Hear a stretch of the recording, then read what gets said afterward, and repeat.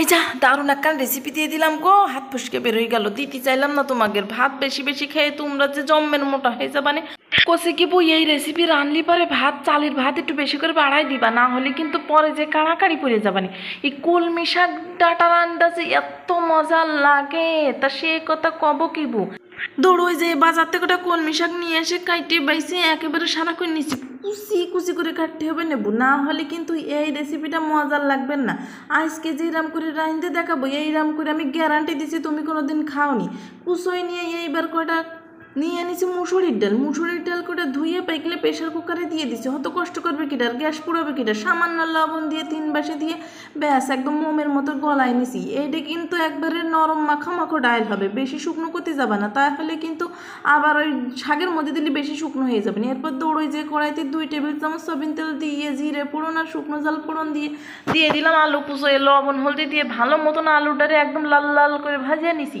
এরপরে দিয়ে দিলাম খানিকটা ঘাবলা করে শাক, এরপরে কটা কাঁচা ঝাল কুচাইও মেরে দিলাম। ঢাকনা দিয়ে ঢেকে দিতে হবে বউ, পানি দিতে যাবা না, পানি দিলে পরে টেল টালা হয়ে যাবে না। আর কব কি বু, প্রথম রাঁধতে গেলে পরে সবাই একটু কম রান্না পারে। শাক রাঁধতে গেলে পানি দিতাম 1 কড়াই, শাক খুঁজে পাতাম না, শুধু পানি পাতাম। বাবা, কিন্তু আমি এখন রান্দার মাস্টার। কি রান্না রাঁধতে হবে কমেন্টে কয়ে দাও। ডাল দিয়ে ভালো করে নেড়ে চেড়ে নিয়ে এরপর একটা চকচকা কড়াই দিয়ে নিছি, নিয়ে খানিকটা ঘাবলা খানিক সয়াবিন তেল মেরে দিয়ে রসুন কুচি আর পেঁয়াজ কুচি দিয়ে লাল লাল করে ভেজে নিতে হবে না। নিয়ে এইবার ডাল আর শাকটা একসাথে করে ঢেলে দিলাম, দিয়ে নাড়িয়ে চাড়িয়ে বেশ কিছুক্ষণ মিনিট 10 একেবারে ভেজে নিতে হবে। আরে ডাল দিছি শাকের মধ্যে, একটু বাগার না দিলে হয়, এটা তোমরা বাগার হিসেবেও ধরে নিতে পারো। দেখো দিনে কি ফাইন একটা কালার আইছে।